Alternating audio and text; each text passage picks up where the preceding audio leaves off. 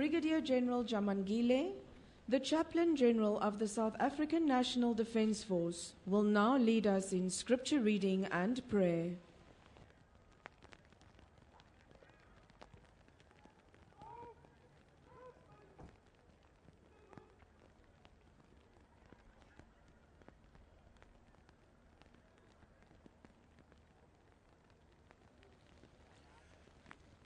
We respect all other expressions of faith. Our scripture lesson reads as follows. In all these things, we are more than conquerors through God who loved us. The writer Oliver Wendell Holmes makes a profound statement when he says, the thing in this world is not so much where we are, but in what direction we are moving. It is of prime importance that I stress the following. Our God never debases or devalues us. We have championed racial differences, cultural differences, religious differences, language and status. Therefore, we are more than conquerors. Our unity and solidarity is a godly imperative. Our service to the nation is in response to the call of God. Therefore, we are more than conquerors. Sometimes we are removed from pleasant dwellings, friends, estates. Sometimes we part, for we must die. If our God justifies, all other hazards signify nothing.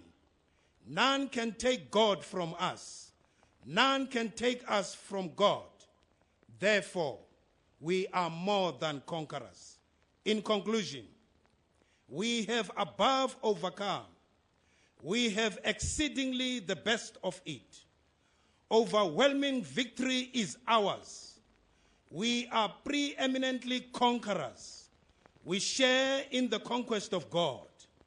To the recipients, receive God's favor through the Commander-in-Chief, the President of the Republic of South Africa.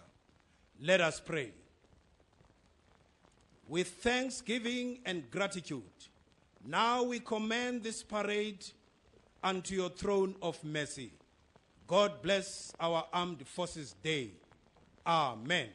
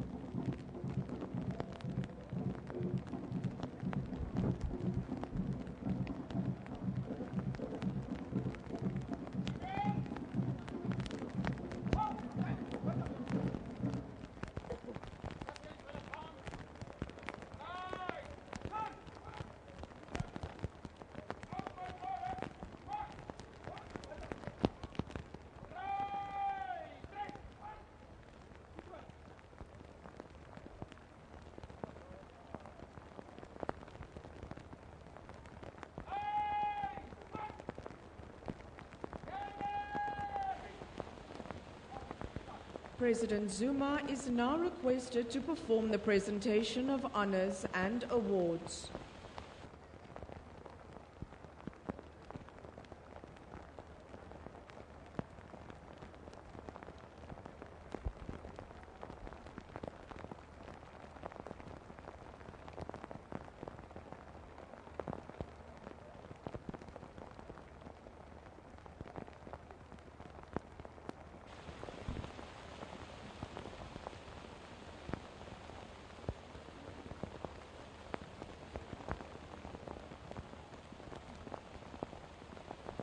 Collective citation, Mandela Medal Gold. The President has been pleased to award the Mandela Medal Gold, instituted by a warrant dated 24 November 2014, to members who will now step forward, being members of the South African National Defence Force who rendered distinguished service while personally engaged in directing, controlling, planning, organizing, performing any duties, and bringing to a successful conclusion the memorial service, lying state, and state funeral of the former Commander-in-Chief, General S.Z. Shoge, SBS, MMS, OMS, Chief of the South African National Defence Force. Lieutenant General V.R. Masondo, MMM, Chief of the South African Army.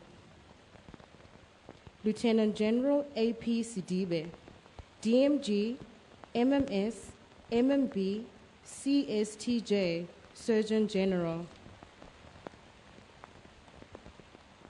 Major General L.C. Nobanda, South African Army. Brigadier General N. Badley, South African Military Health Service. Brigadier General R. Mapwanya, SM, MMM, South African Special Forces.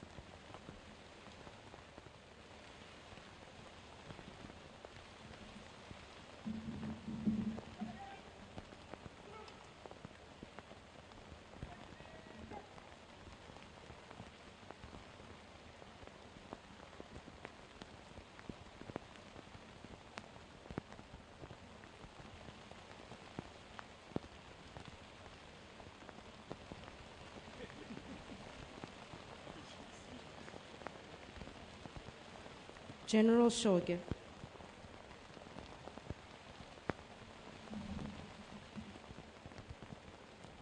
General Masondo.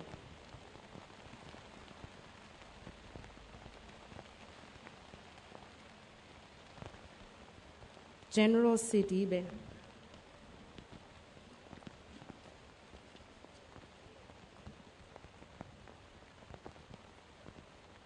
General Nobanda.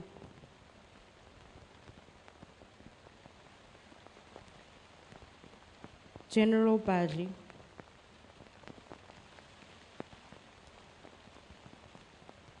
General Mapwanya.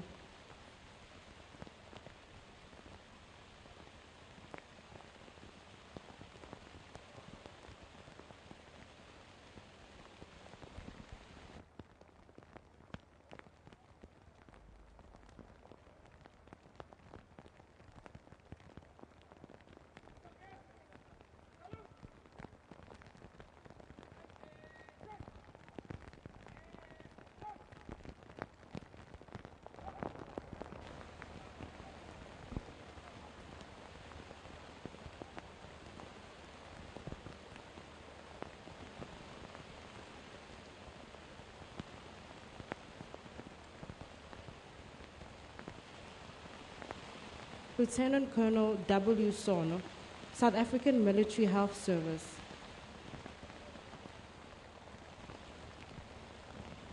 Captain Z. J. Bless, South African Military Health Service.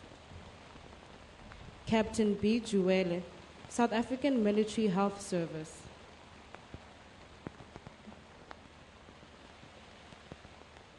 Captain M. J. Mohapi, South African Military Health Service.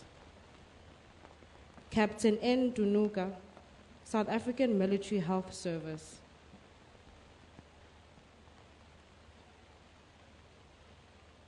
Captain P. Seteni, South African Military Health Service. Captain S. N. Stannard, South African Military Health Service. Master Warrant Officer L. T. Mkachwa, South African Military Health Service. Staff Sergeant A. Hlongwane, South African Military Health Service. Sergeant R. S. Lihaha, South African Military Health Service.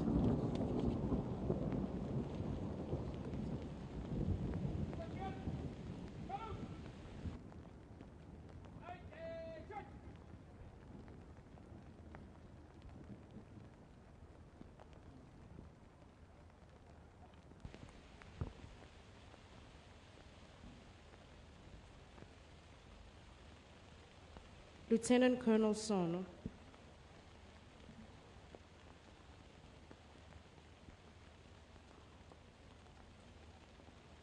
Captain Bliss,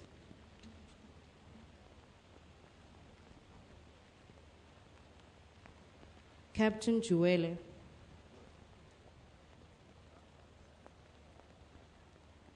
Captain Mohapi,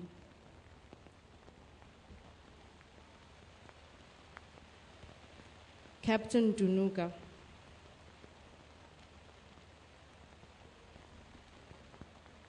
Captain Seteni,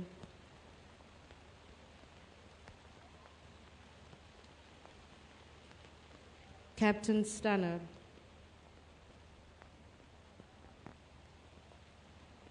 Warrant Officer Mkachwa,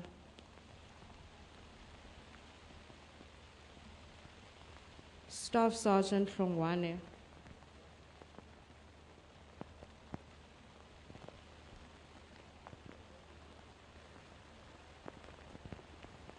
Staff Sergeant Lihaha,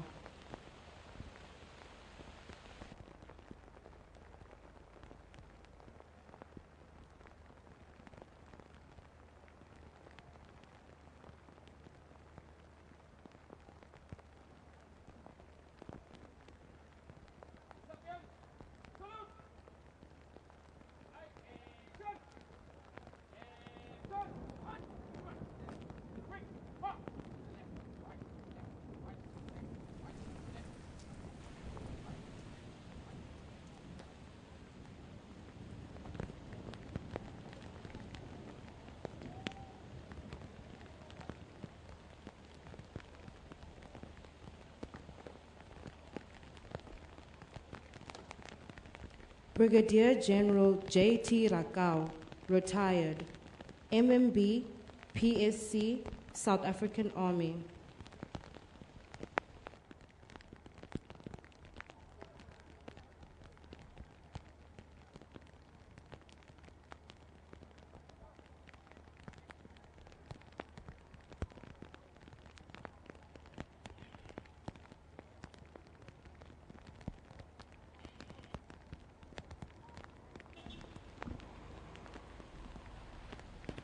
Ladies and gentlemen, you may now applaud the recipients.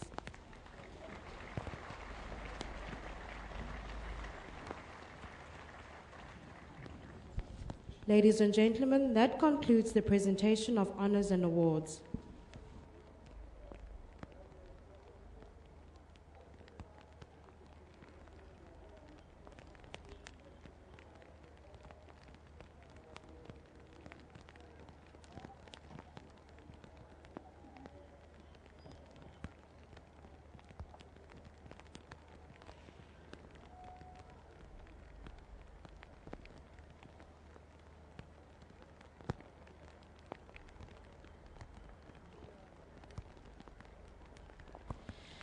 President Zuma is now requested to address the parade.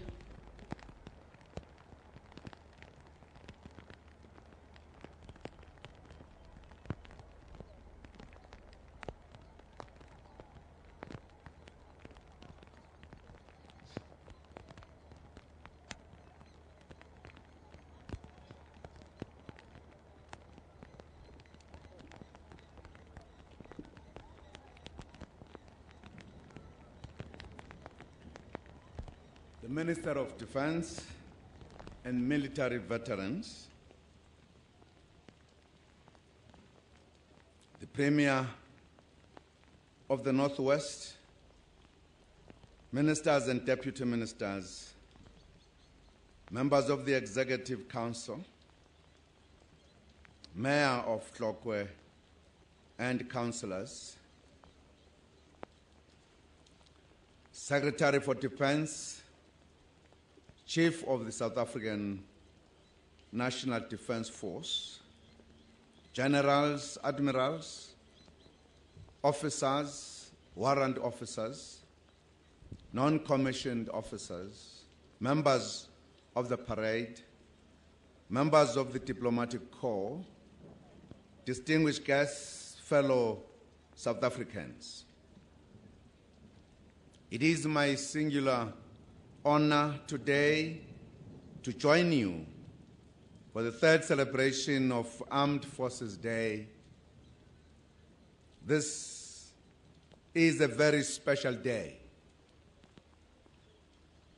We have come together again to celebrate the contribution of our armed forces to the consolidation of democracy and the protection of the sovereignty of the Republic and all our people. I convened the Armed Forces Day celebration today so that we can showcase and celebrate the successes of our defense force.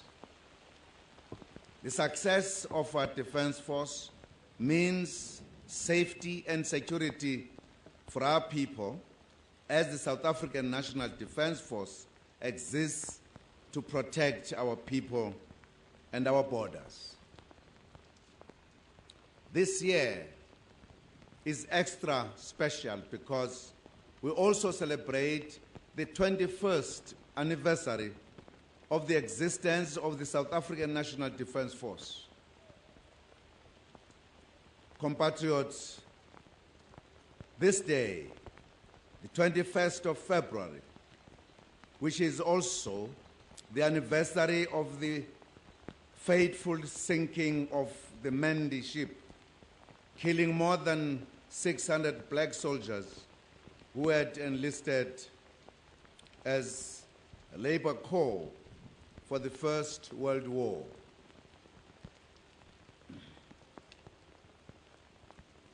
It is one of the saddest moments in our colonial history.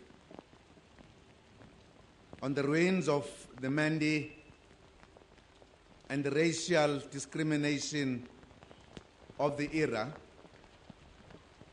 we have built a defense force in which all are equal, regardless of color, race, or creed. We pride ourselves on having established this new United National Defense Force out of the divisions and complications of the past. Armed Forces Day is also an occasion to reflect on the progress and achievements made in the past 20 years of democracy. In only 20 years, our defense force has become a force for peace and a force of great pride in the country and the continent because of the hard work, dedication, and commitment of our soldiers. The Constitution of the Republic of South Africa places on the Defense Force the responsibility to undertake the protection and defense of the Republic, its sovereignty, territorial integrity, national interests, and its people. It is fitting, therefore, that we dedicate a day each year to celebrate all our soldiers for their contribution to the important task of defending the Republic. Our defense force performs well both inside the country and externally in support of the country's foreign policy.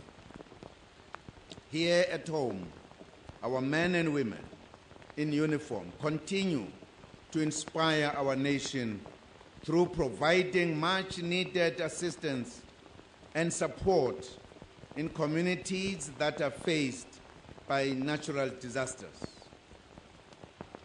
With the ever-changing weather patterns in the country causing floods and other disasters, our people have been able to rely on the Defence Force to rescue and assist those in need, and also to provide medical care and other support. This highlights the Defence's responsibility to support other government departments and the people of the country against environmental and non-military threats. Early this year, the SANDF was also involved in the operation to assist the people of Mozambique in disaster relief after the floods that threatened the survival and lives of the people of Mozambique. We also recognize the contribution of our soldiers in the fight against crime in support of the police. We commend the members of the South African National Defence Force who have worked with the police to develop the rural safety strategy, which is being implemented at 117 police stations countrywide to promote safety and security in rural areas and in particular farming areas. We also value the contribution of our soldiers in anti-crime border operations. The SANDF has participated in the border safeguarding operation or Operation Corona during the 2014 and 2015 financial year. Based on the rollout plan, our SANDF deployed 13 sub-units to execute Operation Corona in Limpopo, Mpumalanga, KwaZulu-Natal, Free State, Eastern Cape, Northern Cape, and Northwest provinces. The success is visible through the illegal weapons seized and the recovery of stolen vehicles and livestock. We are also happy that our soldiers are always ready to respond to the calls to promote and support peace and stability on the African continent. The South African National Defence Force has continued to participate in the United Nations peace support operations in the Democratic Republic of Congo and the United Nations African Union hybrid mission in Sudan. Our soldiers also continue to provide military training assistance to other armed forces in the continent. Recently, the SANDF became part of the newly established African Capacity for Immediate Response to Crisis, which is an interim mechanism to assist in peace and security in the continent until such time that the African standby force is ready. South Africa has pledged a battalion which is being prepared and almost ready and can be deployed if so required by the African Union. The standby force is a very important initiative by the continent because it enables us to provide African solutions to African problems. Ladies and gentlemen, we also recognize the South African Police Service, which forms part of our security forces. The SABC has also participated in peacekeeping missions on the continent. These include the African Union United Nations hybrid operation in Darfur, the United Nations mission in South Sudan, and the African Union mission in Somalia. The SABC also supports the SADC organ of politics, defense, and security, and has been involved in various election observer missions on the continent. Compatriots, the future operational successes of the Defense Force remains critically dependent on the quality and caliber of the future soldier and the development of responsible, value-driven, and disciplined soldiers. It is for this reason that we are investing in youth development through promoting recruitment and careers in the Defense Force. That is why every year the Department of Defense recruits matriculants into the force as part of the 2-year military skills development system. You are contributing to training our youth in careers available in the SANDF, such as pilots and navigators, airspace controllers, engineers, doctors, dentists, nurses, naval combat officers, firemen, artillery, armor, communications personnel, human resource functionaries, logisticians, and a host of others. More than 36,000 young people have gone through the program since its inception in 2013. We are also using our Defense Force to teach our youth discipline. The Defense Force has signed a memorandum of understanding with the Department of Rural Development and Land Reform under the program called National Rural Youth Service Corps, run by Rural Development and Land Reform Department. Candidates are brought to the Defense Force for 6 weeks with the intention to develop a South African youth that is conscious of the requirements of a responsible citizen, imbued with the values that the nation holds dear. In this regard, we are pleased that the Defense Force continues to promote and enforce the values of patriotism, work ethic, national identity, human solidarity, and discipline. Through this intervention, the Defense Force is contributing to nation building and to building the future for the youth is the future of this country. This is important because our country is seriously in need of programs that promote good citizenship and respect, especially given the exposure of our youth to behavior that is unbecoming and unacceptable in the public sphere in recent past.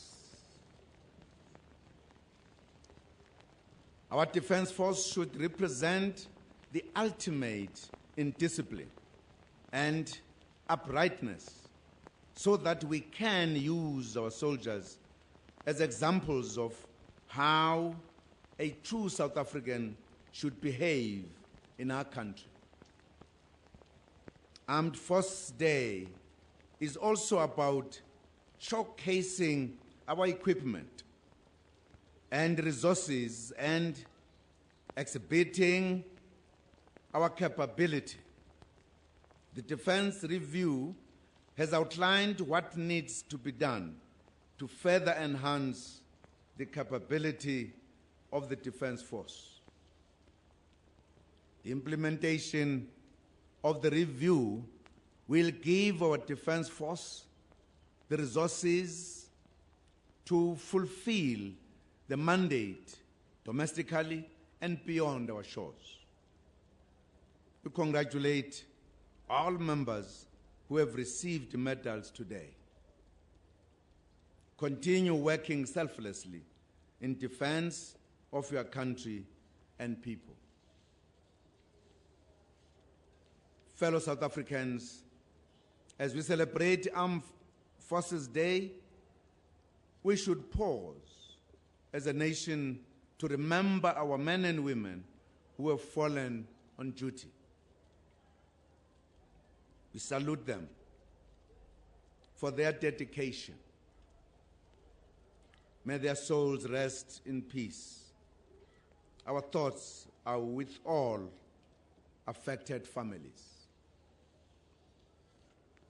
I wish you all a happy Armed Forces Day. I thank you.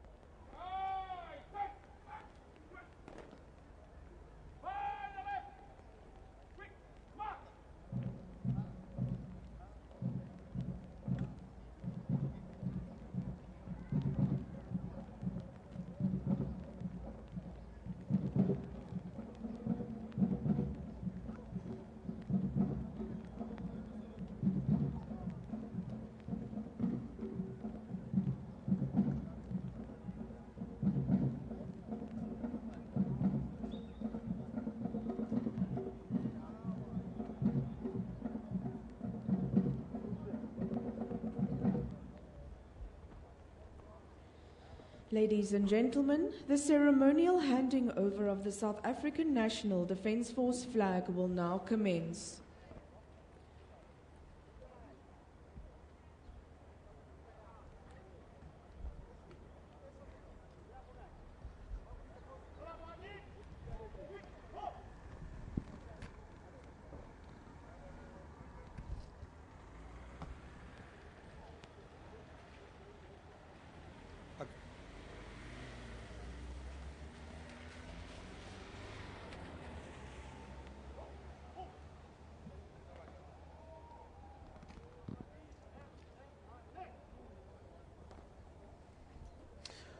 Welcome back, and of course we've been watching the speech by the President, the Honourable President Jacob Zuma, talking in glowing terms about the work the South African National Defence Force has done over the last 21 years, and also reflecting on Armed Forces Day, of course, in its third year now, started in 2012. I'm still here with Commander Greyling van der Berg, who's now going to take us through the process and proceedings of handing over the flag. Commander, what are we going through now? Sam, what is happening now behind me is that the South African National Defence Force flag is being handed over from the South African Air Force, who was responsible to plan and coordinate this parade, to the South African Navy, who will have the honour of displaying the flag in our naval headquarters in Pretoria throughout the year. And also we are now responsible to be planning this event next year. So right now we're seeing that flag being handed over. Just take us through this process. What we have now is we have the flag that was handed over to the flag bearer, and then from there you can also see that although it's the two junior officers that are having the flag, the Chief of the South African Air Force, General Msimang, is also on parade, and he is handing it over to Vice Admiral Mosier Tlongwane, who is the Chief of the South African Navy. So as you can hear the announcer saying that this will be displayed in an appropriate manner at our headquarters, And then from here, we now have the responsibility to plan and coordinate this event for next year. And that, in actual fact, is what the significance is that it's now being handed over to the next arm in the South African National Defence Force. That is right. The order of seniority for the arms of services within the Defence Force are, of course, the Army is the senior, as the largest service, followed by the Air Force, followed by the Navy. And then once we have completed this honour next year in 2016, we will be handing it over to the Surgeon General, and then the South African Military Health Services will have the responsibility, and then of course after that they'll be handing it back to the Army. So it's done on a rotational basis, but it's also an esprit de corps thing where we go around and we say sort of a competition, who can arrange the best paraders. So there's also some inter-service, not rivalry as such, but definitely pride, so that we would like to say that we are the service that can do the best, or the Army is the best service. So it's really there to build esprit de corps and to build morale amongst the members of the South African National Defence Force. And of course, we're hearing now the speaker here at the proceedings talking about the 17-gun salute that will take off in literally a matter of seconds. Yes, the significance of the 17-round gun salute. Remember, earlier we had a 21-round gun salute. That was a gun salute that is the highest honour that can be afforded to a visiting president, or our president, or the South African national flag, or a foreign ship that's visiting the country on official business. We now have a 17-round gun salute because this is in honour of the South African National Defence Force flag, and it is also the same amount of guns that you fire in recognition of the Chief of the South African National Defence Force. It's such a powerful explosion because we are literally meters away from the president. It actually goes through you. I can't imagine the amount of work and precision that go into making 100% sure that every round is fired off in exact precision on the right time. Yes, it actually takes a lot of training, and this is exactly what the Defence Force is about. A lot of people wonder why we still have a Defence Force if we are not at war. Well, it's like I explained to people, if you want to be precise in your job, you need to train. And this is exactly what we do. We train a lot so that when the time comes for us to perform, we know what to do, our training will kick in automatically, and that we know what it is that we must do when it really counts. Commander, we've also heard the President talk about not only situations of war, but also situations of rescue, situations of support, the kind of support that the South African National Defence Force is lending to rural communities, the kind of initiatives that are being put together there, the safety and security aspects from the South African National Defence Force. He also mentioned the words military and non-military threats. What that is, the South African National Defence Force is basically your last line of defence. We have such a vast pool of knowledge and also the necessary equipment to really make a big difference to communities and people in trouble. I would just like to give a small example. A month ago or so, we had the floodings in Mozambique, and the Mozambican government let our government know that they require assistance, and within a matter of hours, divers from the South African Navy were deployed from Simonstown right through to Mozambique to go and offer humanitarian assistance. The President also mentioned Operation Corona, which is safeguarding our borders. We are going to deploy back onto the borders.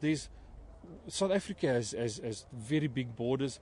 It's not just it's all of our neighboring countries, and we have to make sure that if we are on the borders and if we protect our borders and patrol it, then we can also safeguard our people from external threats. Commander, take me through the procession right now, because the flag has been handed over to the SA Navy, who will then do Armed Forces for 2016. What will happen now?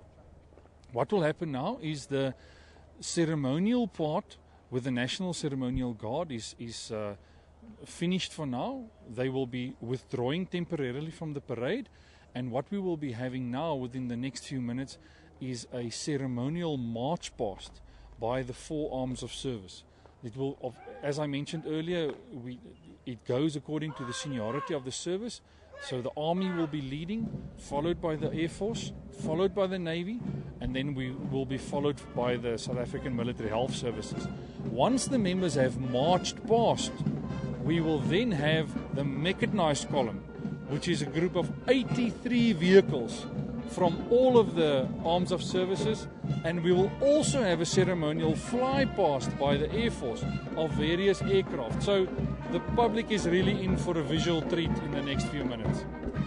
Commander, some of the other things that we heard the President talk about, and there has been, and throughout the morning we've been talking about it, touching base about youth development, looking at the marching band and looking at the ceremonial marching procession, there are a lot of young men and women who are part of this procession.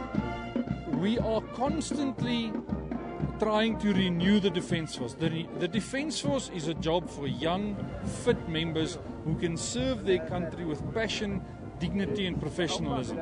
So we are constantly recruiting new members to come to the Defence Force, and in fact there's so many various jobs available for people. But I would like to emphasize this: the Defence Force is not a job, it is a calling. If you are not a person who would like to live and work in a disciplined environment, the Defence Force is definitely not for you.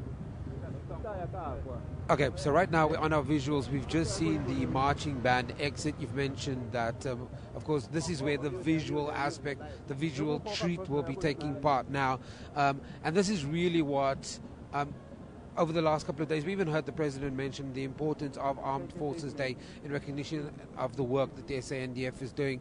But I want to talk to you about that public participation, because we have talked a lot about that open dialogue, letting the public know, letting them know about the work to be doing. That is not only in conflict driven situations, but there's a lot of peace work that's happening too. Yes, the South African National Defence Force has a great history in a lot of social development projects. Speaking from my experience in the South African Navy, we have projects that happen very, very often, especially during the month of Mandela month, where we have a lot of activities taking place. And the beauty of it is that the Defence Force members do this out of their own. They don't make use of state funds or anything. The guys club together and they gather some food or clothes around, and they go to the various communities and they go and help and they go and make a difference. Let's look at the visuals that's on your screen right now. And I mean, this is some of the things. This is off Saul Plaatje going into Nelson Mandela Drive here in the Clockman Municipality, where we're broadcasting live from, of course. That's the marching band we just saw leave the main area in front of the President. Talk to me about the kind of work that goes into getting this kind of precision. We talked about precision, but the kind of work that goes into preparations of this kind of magnitude and nature. There is a lot of work that went into the planning for this parade. Already started in November. It was done under the expert leadership of Brigadier General Butler from the Air Force, and he really managed to gel all the various arms of service into one unit that is here to plan and execute this parade. What you are seeing now is, of course, the visuals of the military police on their motorcycles, and they are now leading the battalion group who is here to showcase what the army is doing. There you've got visuals of the members from the army who will now be drilling through. So the work involved in a parade like this is hours and hours and hours of dedicated practice. Some of the members in the past 2 nights have been working till 11 o'clock at night to make sure that everything is fine. But they've also, of course, started at their home units to prepare, to drill. So there's a lot of effort and work that goes into this parade. Okay, so what we're seeing now is, as you mentioned, the mechanized unit coming through, but there's also a lot of flags in part of this procession. Can you talk us through some of the significance of the flags? Yes, this is actually not the mechanized but the group that you're seeing here. You are seeing the battalion commander, who is, of course, Brigadier General Holtzhausen, who's in the front jeep. And then behind him, we have all the battle honors for the South African Army. What that means is the Chief of the South African National Defence Force, or the Minister of Defence, would award a unit or a regiment battle honors if that unit have performed very well in a battle. One of the most recent battle honors that were awarded was the 44 parachute regiment in Bloemfontein that were awarded for the Battle of Bangui. So that is very important. It is so important for unit morale that you have battle honors awarded to a unit so that they can say, we have performed well, or our peers or our forebears in this unit have performed well in battle, and they have been awarded battle honors for that. A little bit earlier, before we had this conversation, and we started this broadcast quite early this morning, we were talking about how the SANDF has changed in terms of its structure, in terms of its gender approach. Looking at this procession now, it's quite warming to see that there are a growing number of women that are not doing office roles but are in the army, on the ground, doing the work. Most definitely, the transformation of the South African National Defence Force has been a very great success. The women, there is no place in the Defence Force that is excluded to women. They can aspire, if they can meet the entry requirements for that particular role, they can go and do the job that their male counterparts can do. We are, for instance, one of the few navies in the world that have women on board submarines. So if you're a young lady who's interested in coming and joining the South African National Defence Force or the South African Navy in particular, there is absolutely nothing that stops you. If you make the entry requirements for that particular area that you are interested in, you are more than welcome to come in and join. Commander, take us and we're going to go to our colleague very quickly, Sibongile, who's on the other end of Saul-Plaatje Street. But take us through this procession very quickly. We've now seen the military, right? The army. We've now seen the army. We're now going through to... This is the South African Air Force that are coming. It's also leading them is the Air Force Battle Honours that's been awarded to their various units and squadrons. But one thing that you will see off camera behind me is you will see all the military members. In fact, as the battle honours, even if it's another arm of service, as the battle honours and the battle flags pass you, you are saluting because you are paying respect to the bravery of the people who's gone before you that have earned those battle honours. And of course, just to get that procession order for you right, it was the Army first. We're now looking at the Air Force. We'll then have the South African Navy, and then we'll have the South African military health services that will form part of this procession. I did mention to you that Sibongile Mkani Mpoweni is with me on this broadcast. Let's cross to her now. With me right here is Lieutenant Colonel Philip Mokopo from the South African Military Health Services. He's here to tell us about their role in today's proceedings.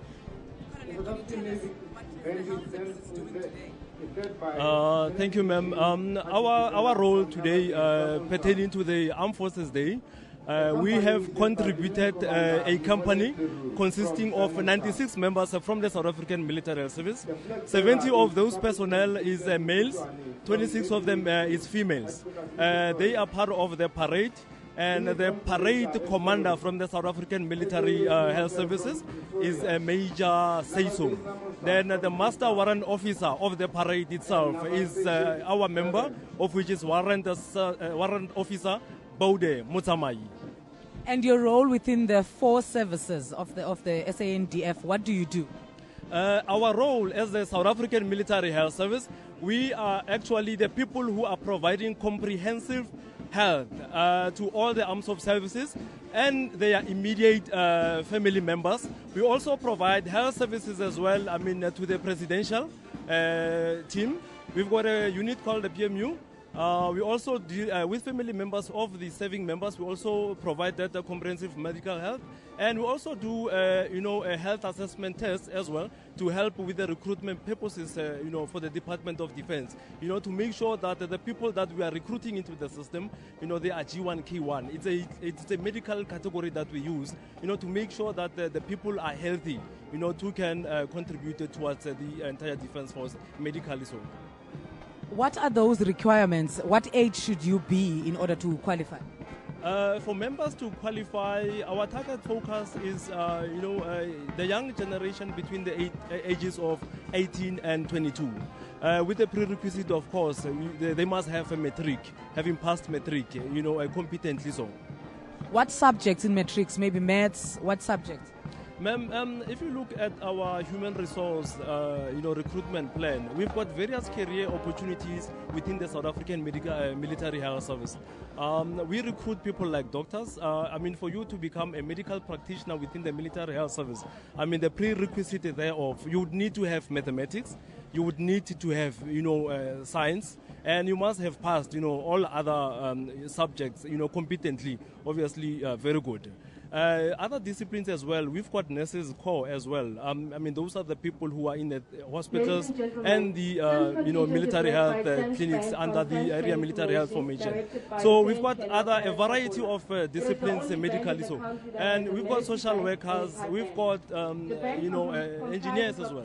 So we are a versatile, I think, a career employer of choice as the South African Military Health Service. Hence our existence today as part of the Armed Forces Day is to say to the young generation of the municipality of Tlokwe that please come, we've got an exhibition. Our human resources people are waiting for you at the Fen Park, Trim Park, whereby they will explain to you exactly what is it required, all the prerequisites for you to come and join us. So we are also celebrating Armed Forces Day. I think as part of our 20 years democracy as a South African Military Health Service, the SANDF, the umbrella that we as a SA Military Health Service operate under, the Defence Force is celebrating 21 years today. And if history is anything to go by, if you will allow me, with the Armed Forces Day, the reason that it has been declared or proclaimed by the President, Commander-in-Chief, Jacob Zuma, it was a century ago when SS Mendy, sank with the serving members back then. So we are also commemorating all those members that we have lost, in line of duty. We are also encouraging the current serving members within the SA Military Health Service, to carry on, continue doing the good work. Even those who are coming after us, we are actually setting, the scene for them to say that when they come, to make sure that, everything should be in order on the ground. Okay. There you have it. Back to you in the studio.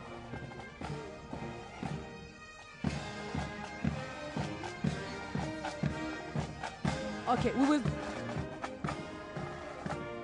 Right now, can you tell us about the procession?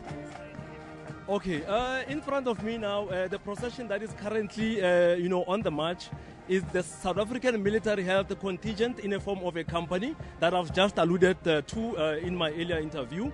It's those members, the 70 troops on the ground, inclusive of the 26 female members, that constitute a company led under the commandership of Major Seiso. As I've mentioned to you. So that is the SAMS band. If you look on your screens there, our SAMS, SA Military Health Service band, is one of the, versatile bands where they play all the different types of music, and they also have pipers. If you look at the regalia that they are wearing, it looks very Scottish, and that is the brand essence of the South African Military Health Service. Ruby red, those are the corporate colors of us that distinguish us from other arms of services. That is our band right there. Okay. Right now we see big trucks. Can you tell us what is about to happen right now? What is about to happen right now is the mechanized column of the South African Army that is also on display as part of the Armed Forces Day.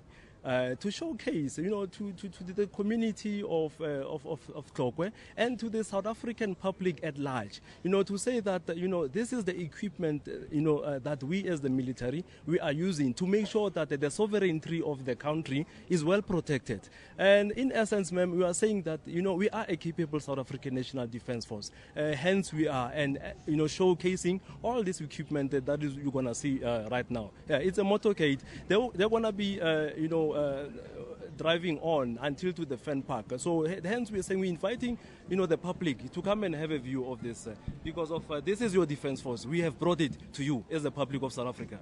Okay. Sam, we're handing over to you now to tell us more about the parade that we're seeing now with these big machines. Thank you. Thank you, Sibongile. We, as I mentioned a little bit earlier, we've been doing this establishing throughout the morning. We're in Solplaatjie Street, but we're at the Nelson Mandela end drive of this conversation. Sibongile is doing her job towards the end. Right now, I'm joined by Colonel Mafim Gobozi from the SA Army Corporate Communications in the South African National Defence Force. He's going to take us through a little bit earlier. We had a chat to Commander Kreiling van der Berg from the SA Navy, who helped us through and understanding the processes this morning. Colonel, good morning. Thank you very much for joining us here on Channel 404. Take me through this process now, because we've seen the four arms. We've seen the Army, we've seen Air Force, we have seen the SA Navy, we've seen South African Medical Health Services. Now it's the mechanized column. Yes, thank you very much. What we are going to see now, we are going to see the mechanized columns.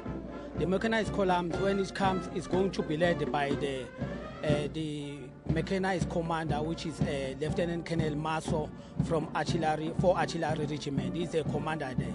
The mechanized column is composed of various components, which includes the geckos with 120 millimeter mortar, paratroopers, and then after the paratroopers, we'll see the South African Army Infantry Specialized Unit on motorbikes, and then we'll see the rattles from the infantry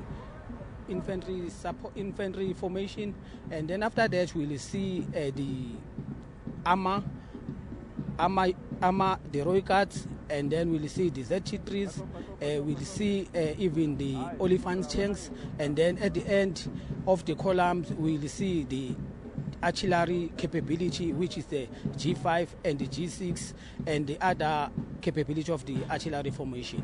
As the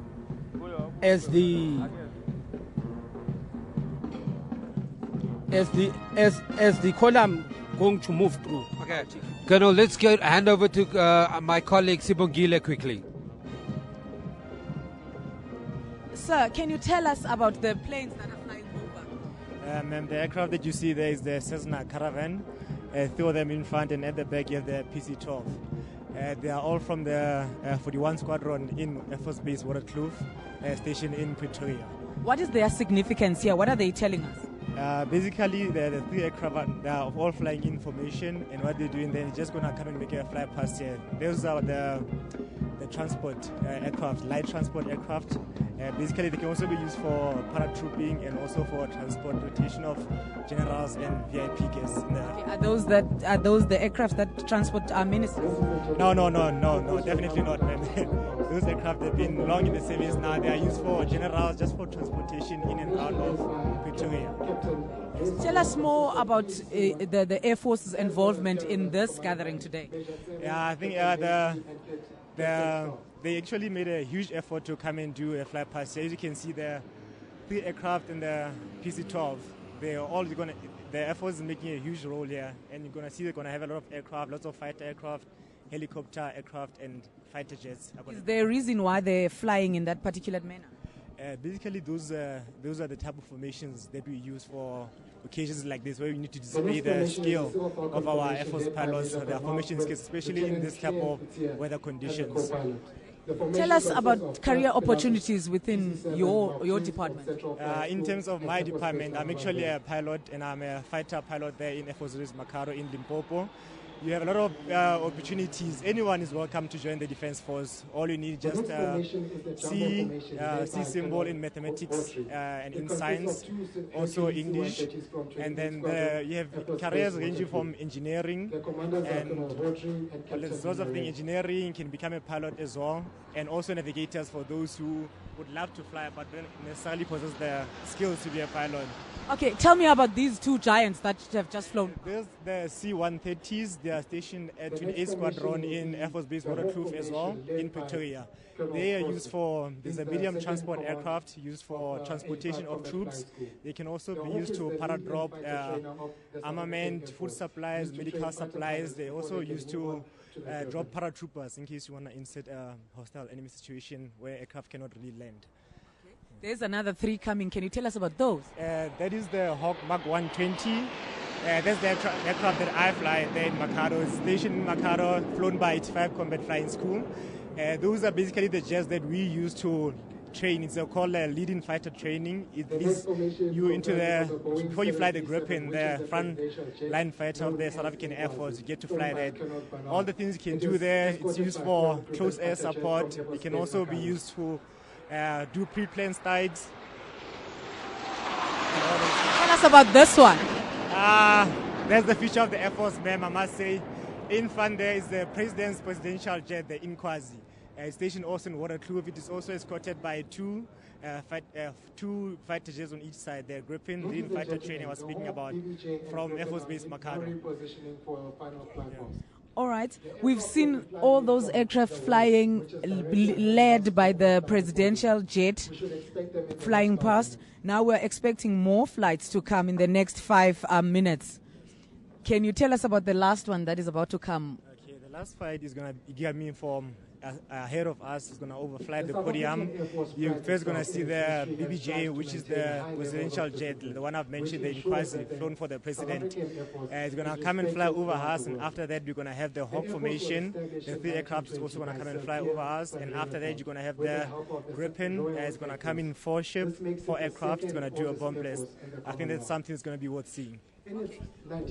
And all these aircrafts are kept in Waterkloof? Most of the transport aircraft are stationed at Waterkloof. They're ranging from the light transport aircraft, the VIP transport, and the VVIP, like the presidential jet. Actually, have a lot of units there stationed at Waterkloof.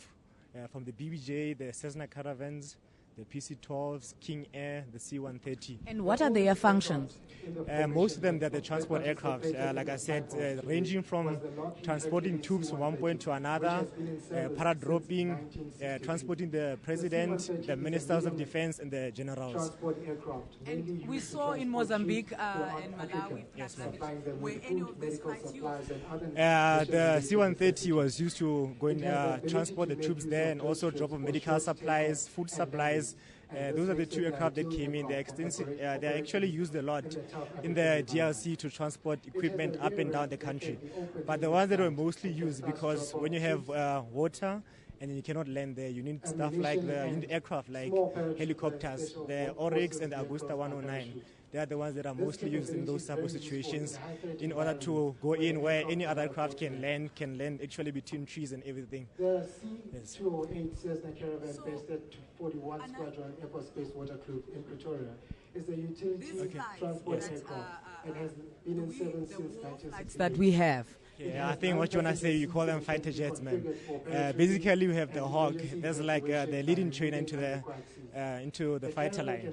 That can be used to teach students basically how to do things like drop Mark 81 bombs, do guns. They can be used in order when the troops stranded on the ground. They can be used for close air support to provide power to them. And then the Gripen, which is our leading fighter training, we bought it from Sweden, and it is a fun line. It's able to drop about 4 bombs, and you can also add in twin launchers onto it. It's capable of, it has self-defense missiles, short-range missiles, the RST, and of which further on want to put in the 8 data on it. And also has the lightning pod, and it has laser-guided bombs as well. It has actually a very good designator pod on it. If we were to be attacked from the sky, what planes would we use? Fighter jets would we use? Yeah, ma'am, I must say, if you are attacked from the north or anywhere else, you are pretty safe. We have our squadron there, 2 squadrons stationed Air Force Base Makaro. They fly these Gripen fighter jets. They are swing roll aircraft. Basically, they can move from air to air and also going through air to ground attacks. So actually, they are very safe. They basically use for escorting aircraft. They can be used for self-defense as well. Are there women flying these aircraft? There's a Lieutenant Colonel Labuskachni, a female lady. She's actually one and only fighter pilot in the South African Air Force. But we're hoping to get more females into the fighter line as well. We also have one navigator, but she's not at the unit at the moment, Captain Tessa Duto as well. But hopefully in the near future, we are hoping to have more women in the fighter line. I hear sound of fighter jets. Tell us about those. Yes, that is our leading fighter training jet, the Hawk Mark 120 from the BAE, also stationed Air Force Base Makado, flown by 85 Combat Flying School. Right now, we're hearing that there will be another aircraft flying over. And it's there it is. Tell us, what is that? That is the presidential jet, ma'am. That is the Inkwazi, flown at 21 Squadron. That's the VIP section. That's the aircraft that transports the president. Who is the officer commanding of 2 Squadron Air Force Base Makado. There's another one coming? Yes, now the next formation that's going to come is going to be the Gripen. That's the frontline fight out there, South African National Defence Force. It is the same aircraft that you ask if it's going to protect you from other hostile aircraft. So it's going to be coming this year. It's going to be 4 aircraft. They're going to do a bomb blast, and it's going to be quite a spectacular view. Okay, that's the one you said is protecting us from any attacks from up above. Yes, ma'am. How many people are flying this one? And tell us about the team flying this one. Okay, it is led by Lieutenant Colonel Mbokota. He's actually the very first black fighter.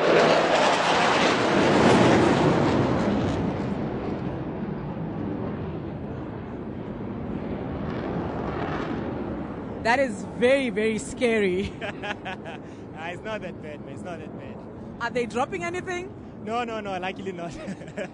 I think after this fly part, it's just going to rejoin together below the cloud. They're going to fly back to Air Force Base Waterkloof. Ladies and gentlemen, that concludes the flypast by the South African Air Force. Okay, it's back to you and Sam.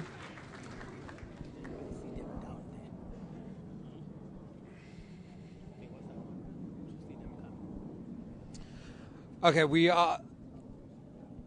we've got the helicopters coming through. You would have seen this awesome procession here in terms of just the capabilities of South Africa's military force. I'm still here with Colonel Mafik Mgozi, who's talking to us about it. Very quickly, let's take you through this procession right now. And these are some of the most amazing helicopters flying over Salt Lake as we're coming through here, of course, in Potchefstroom in the Klok municipality. Colonel, what are we looking at right now?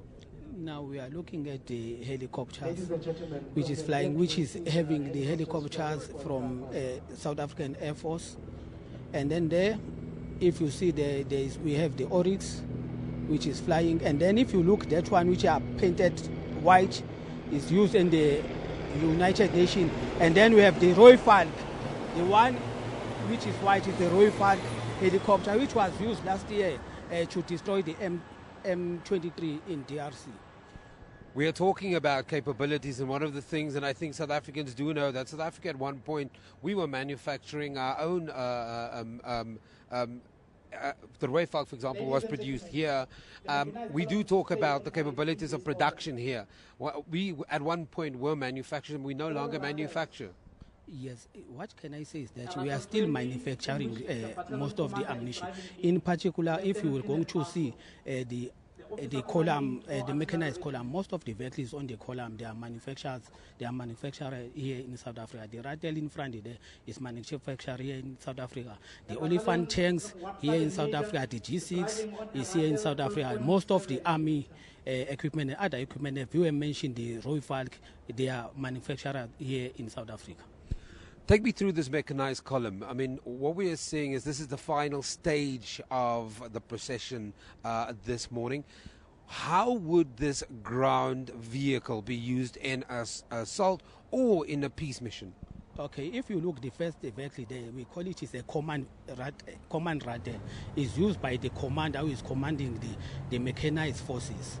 This is the one, the commander there is having a control of all the forces which are coming behind him. But during the deployment, when we deploy him on the ground, the commander is not on the front.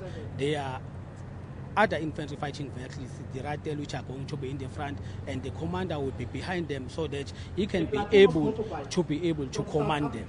When you come in the question of the motorbikes, which is based in Potchefstroom, Sussex, we are most utilizing during the patrol in our borders, because these vehicles, the mechanized vehicles, we are not utilizing them in the borders, but the motorcycle, we are utilizing them there in the borders because it's easy maneuverable and they are quick. If there is something happening on the other side, they are quick to go to that and then apprehend even those people who are coming in our country illegal. Most of this, if you look as the mechanized is made to be is the fighting force. This is the strong, I can say, is the fighting force. This, if we said we go to war, we take this the mechanized because they can be able to stand anything.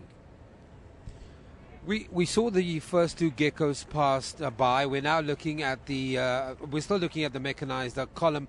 You talked about border patrol and those kind of issues, but when I look at the young infantrymen and women on the motorcycles, they look young, they look fit, they look trim. Yes. Actually, as you know, that at present moment, the South African Army, we are busy with rejuvenating the South African Army. As you see, these people are the part and parcel of those which we call military development system. The youngsters, which they brought that young blood in the South African Army to be able to carry our duties as required by the President of South Africa. Colonel, what are we looking at now? Now we are looking at the geckos. These are the vehicles which are used by the paratroopers. These vehicles can be dropped by the C-130 from the air to the ground, and then so that the paratrooper can be able to operate them in any condition. When you talk gecko, I think of something that's small, agile, the ability to maneuver in any way, fashion and form. Yes, that is why they call it gecko. It's able to maneuver at any place, and you can see they are small, but they are very quick to deploy the paratroopers where we need them. Right now, I think, if my memory serves me correct, I'm looking at what we used to call Caspers. Is the Caspers actually? Is the Caspers? These Caspers are from the two sides. We call it the troop carriers. These Caspers we can integrate because we said it's a mechanized column. These Caspers you can integrate them with the rattle when we are fighting because they have that capability. They have the armored person to protect the people who are inside. But at a certain stage, when they need to debus, they can debus and go and fight through the objective. A little bit earlier, I had the pleasure of interviewing the Brigadier General in what was termed the fan park area in one of these machines. Take me through the kind of work that we're using these machines for. Are they even being deployed, or is this in extreme conditions? This one, if we are talking, when it comes to the peace support operation, we don't deploy these ones because they are not for the peace operation, in particular the rattles and all these. But these are the vehicles which will deploy them when there is a need to deploy them. The one which is passing now, those are the rattle 20s.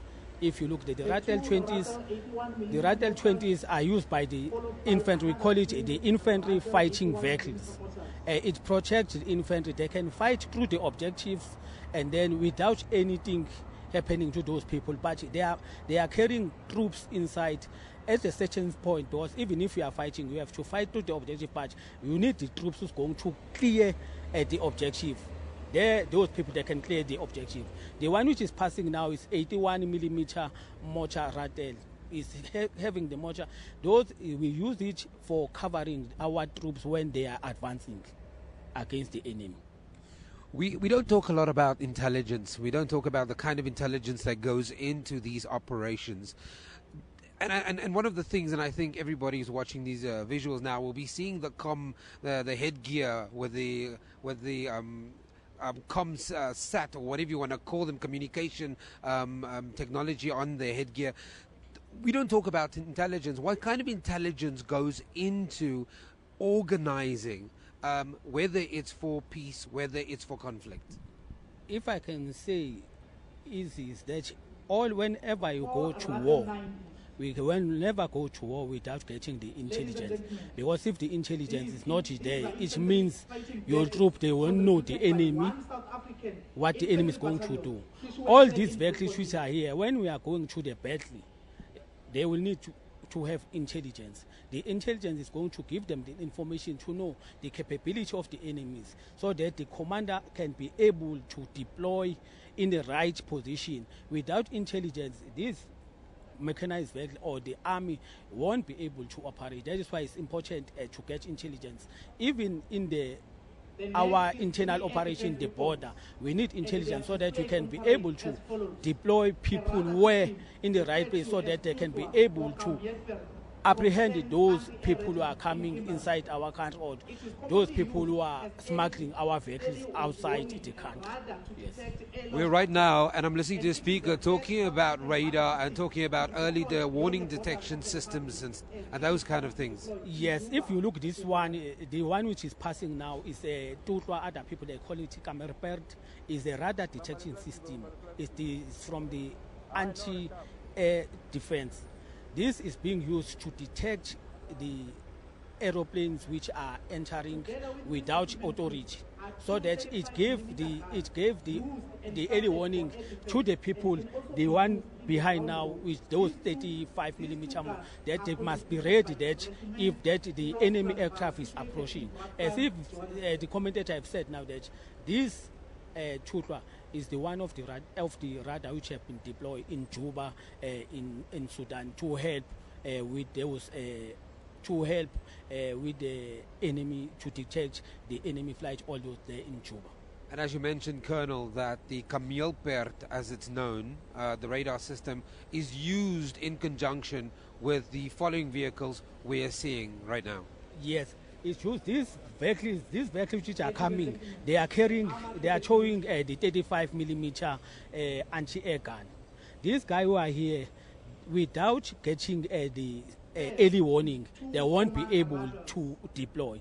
So far, they get the early warning from the radars. It's not only this radar, there's other radars which call LPD-20, and then when they get the early warning, then they be able to know where is the enemy aeroplane coming from, and then they will be able to deploy and then ready to take that enemy aircraft which is approaching.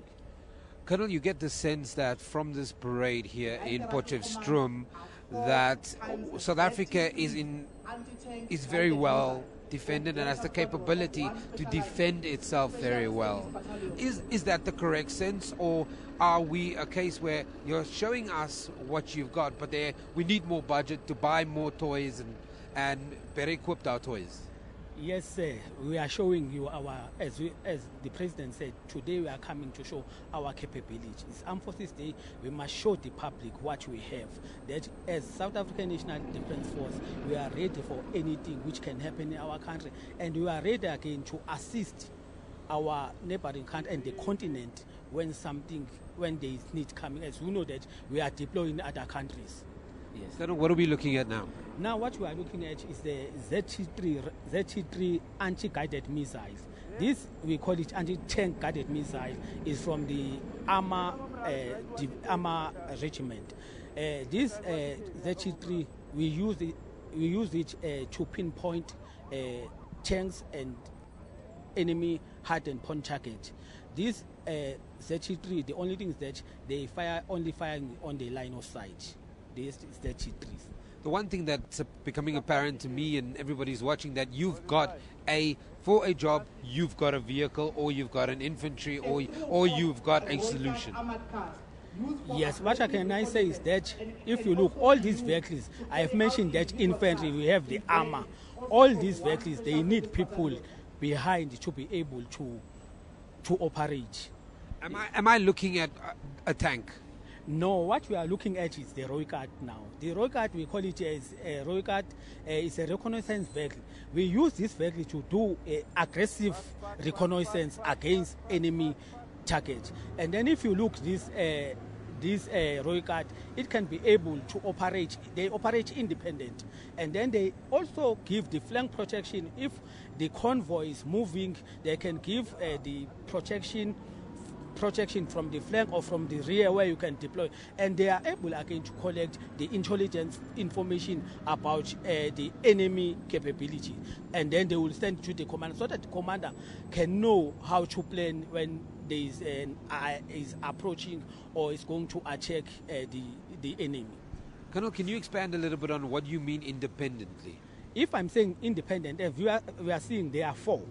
You can deploy them to go and do certain tasks alone without any support of any other vehicles. They can go and do raids in the enemy behind line where if we have the intelligence have said we have information that enemy they are in the certain place. The Royal Guard independently you can deploy them and go and attack because they are very quick, aggressive to go and attack and then come back. What are we looking at now is the Mark 1 A's and the Mark 1 B's.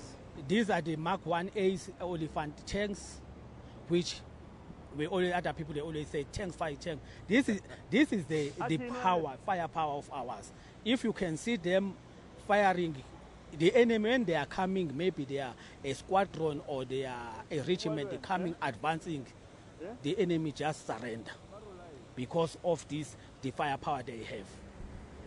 We have the Mark 2, the Mark 1B and the 1 Mark A. Well, when you're looking at the Mark 1A and the B, there's a notable size difference in the two.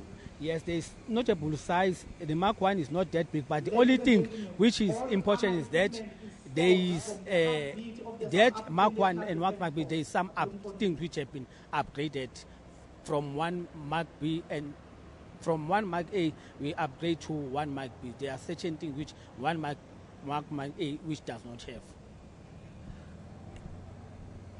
As we're watching this procession, of course, going through, we're now being exposed to the capabilities. Do we have, and the President also talked about the ability that we are preparing a battalion to be part of Africa's rapid response. What is South Africa's capability right now in not only defending itself but lending support to other countries?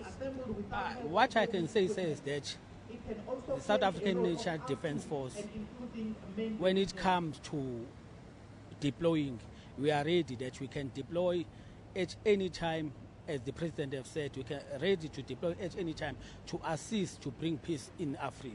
At any time we can deploy. What are we looking at now, Colonel? Now what we are looking at, these are the medium grider bridge. These are the bridge which are man-handled.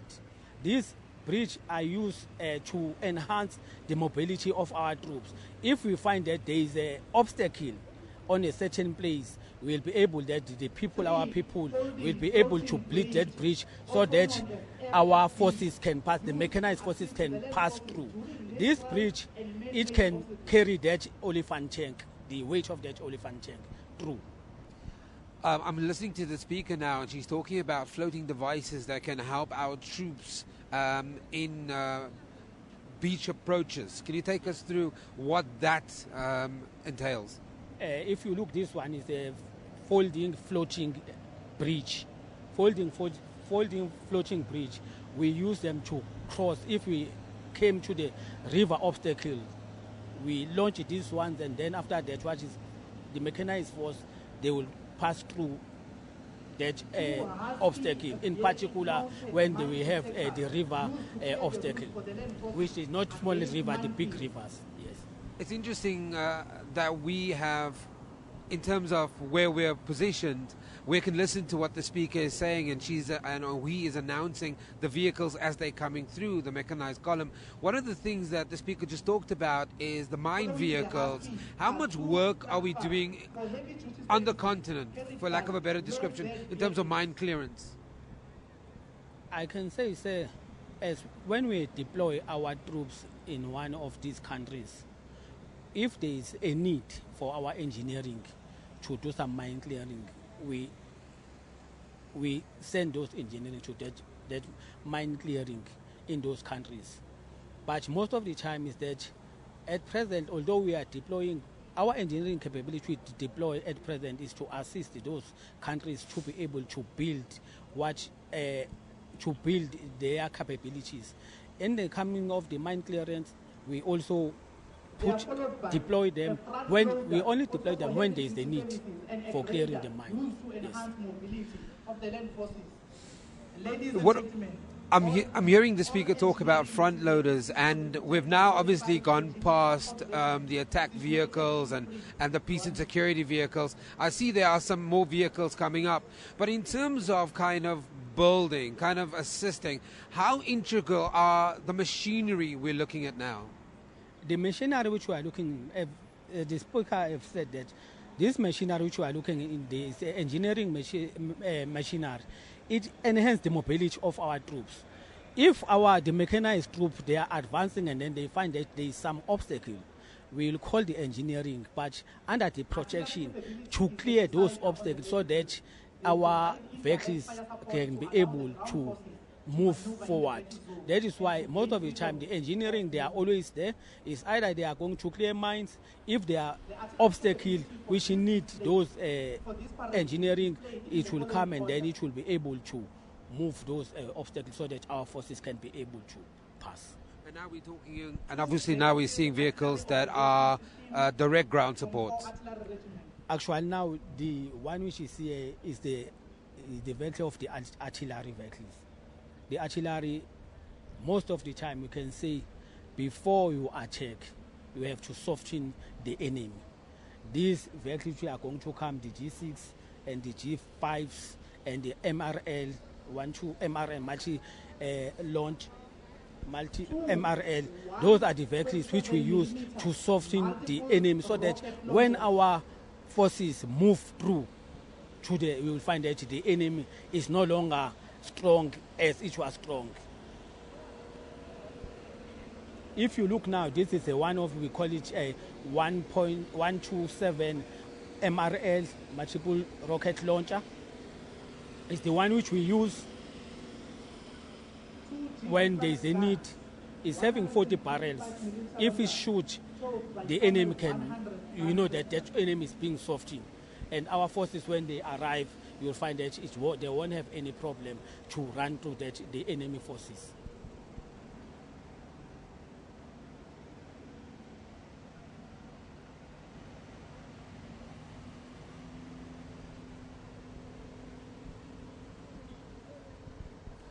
Colonel, when I see this big machine, I don't know what you call it, big tank armored thing, the words that come to mind is, wow, baby. What are we talking about here? The amount of firepower that can be generated by these machines? Yeah, this machine, we call it a GV5 guns. They are very powerful.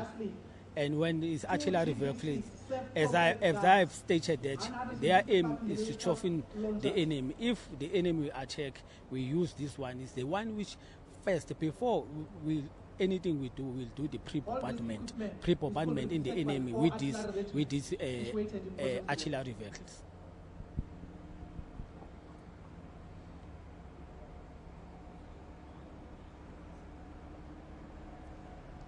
The South African Air Force Mechanized is the TMR system, which stands for Tactical Mobile Radar. It is from the Mobile Deployment Unit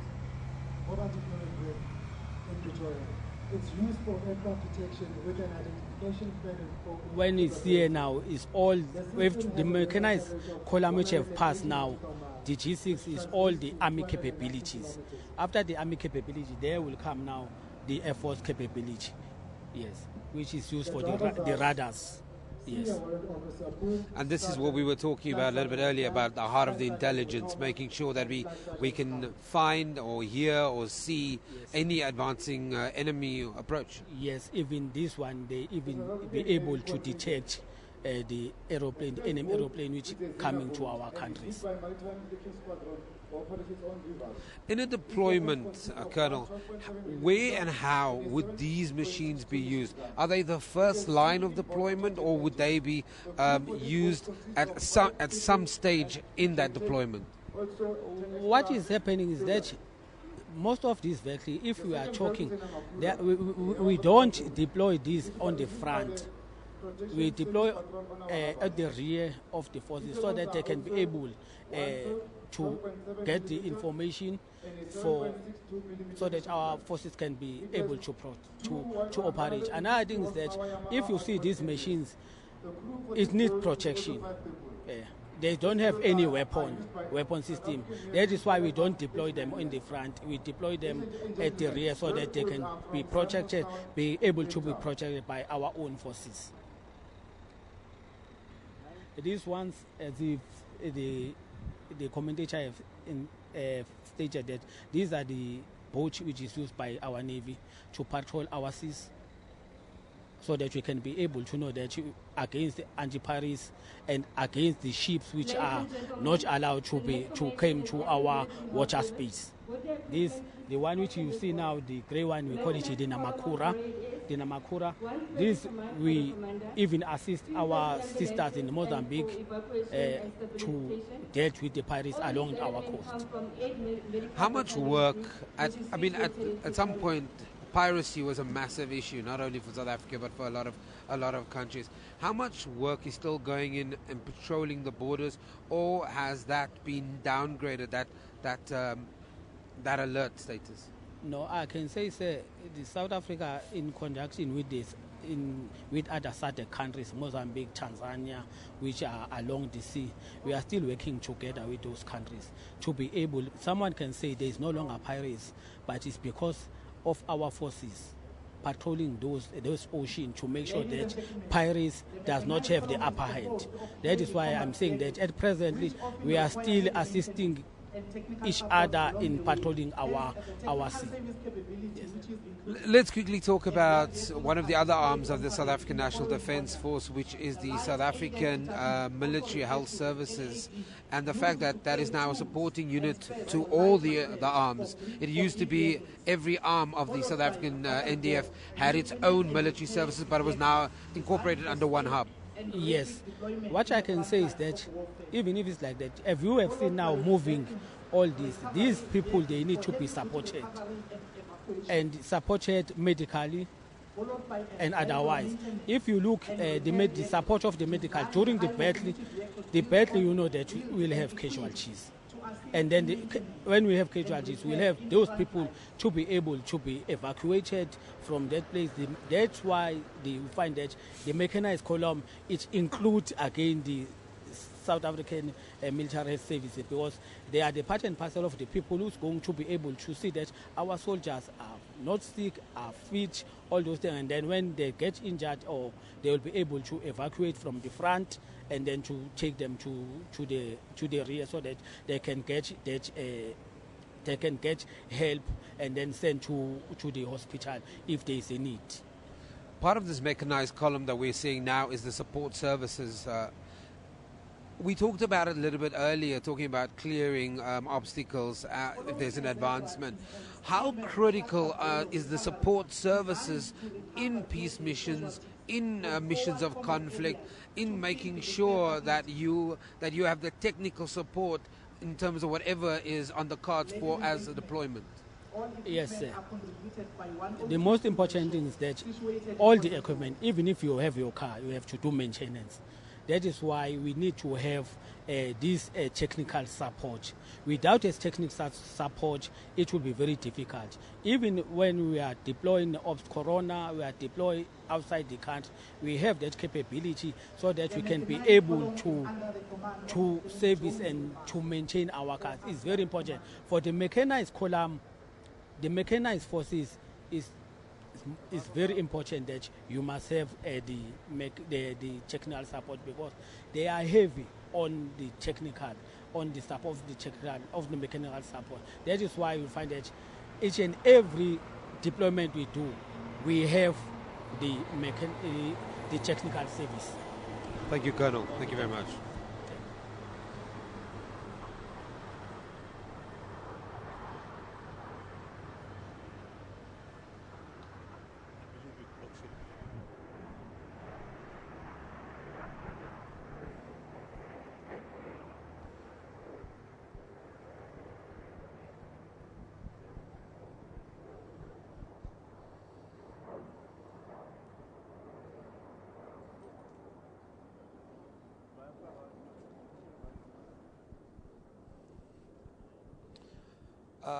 I'm sure that you'll agree with me that it's absolutely, totally, completely impressive in terms of South Africa's capabilities This is what Armed Forces Day is all about, 2015.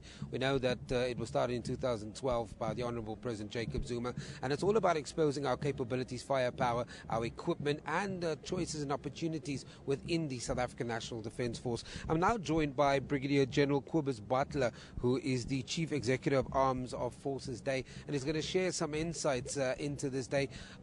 Brigadier General, thank you very much for joining us. What an impressive display. Yeah, I think it's a very impressive display. We managed to bring about 92 vehicles on the road here, about 25 aircraft and 1,200 troops marching in the streets here, with another 800 people that was physically supporting the Armed Forces Day. It's from all over the country. It took about 3 months to put everything together with the municipality. The mayor has given us freedom of the city. He has said to us, this belongs to us this week. So we've taken over the city. We have beautified the city. We have got into the people's hearts here. The people enjoyed all the troops here. We've set up a fan park here for the kids. We have flown about 120 kids in C-130 Oryx aircraft. We brought in about 29 schools from 65 schools. We bussed in about 2,500 kids per day. And so we brought the image of the military to the people of Potchefstroom and Northwest.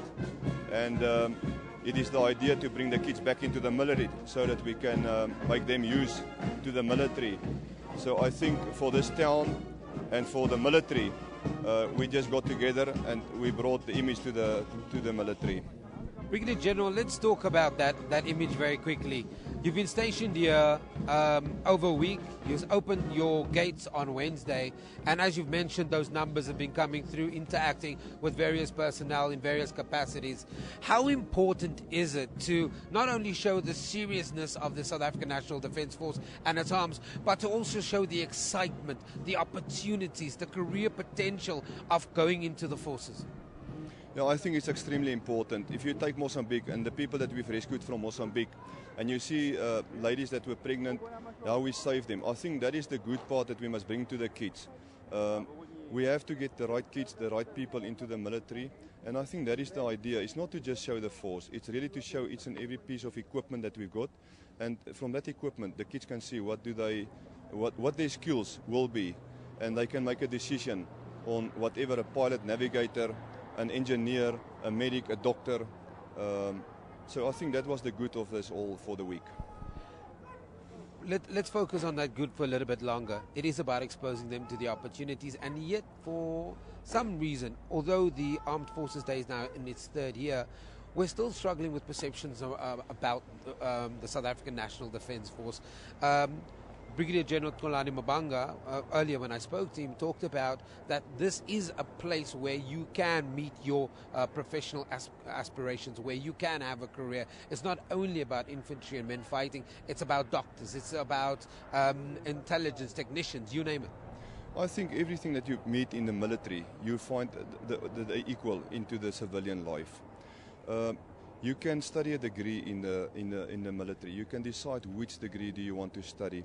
So what you have said is correct. You can be a normal soldier or you can become a doctor. You can become a graduate. You can do a diploma in engineering. So you can skill yourself in any direction in the military. There is no, it's just not all about shooting and killing. It is also about supporting. We also have the humanitarian side of the military, where we support people, where we help people, where we train people in those directions. So I think in every direction, there's a degree that you can study, there's an opportunity that you can study. It's open to everyone. Let's talk about the logistics very, very quickly, and I know we're wrapping up towards the end of this, the procession and ceremony today. Driving through Clockworth municipality, through Potchefstroom, just the sheer logistics of blocking off the streets and making sure you want the public to have a safe experience, but you've got to be safe as well. I think we have managed to win the hearts of the people. It was difficult to secure the whole town, but after a week of good relationships with the public, I have visited many shops, many industries to make this work. We've got the whole police, we've got the whole military, we've got everyone together in this race, and that secured the whole town for us. Brigadier General, we're going to just pay our respects to the national anthem and then continue this conversation.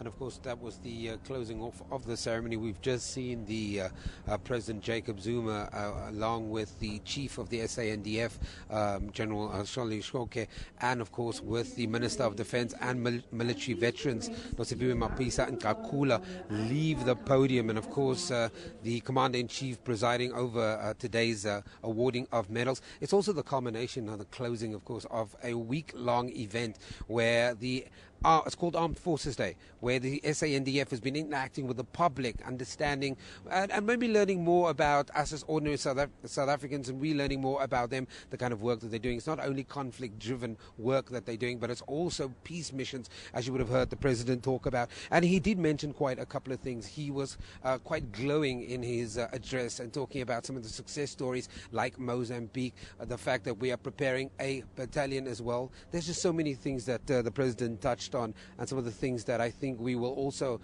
will be rooted in our hearts and our minds. A little bit earlier I spoke to the Brigadier General Kobus Butler, and he kind of shared his insights on the preparation, what it takes to put a day like this together. Just so much logistics going into Potchefstroom here, the Clockmere municipality. Look, we're now looking at the ceremonial guard. They, of course, wrapping things up. Let's hand over to Sibongile, who is standing by with an interview. With me, I've got Lieutenant Rakoma from the South African Services. She's here to tell us more about the role played by women in the SANDF. Okay, as you all know, SANDF was previously perceived as a male-dominated field. Currently, the SANDF, particularly SAMS, is trying its best to change the perception, in a sense that it's hiring more women in uniform. We've got more women that are occupying senior positions and that are also involved in the strategic decision-making in the SAMS, as well as in the SANDF. Like me, I'm also proud to be representing the women in uniform as well.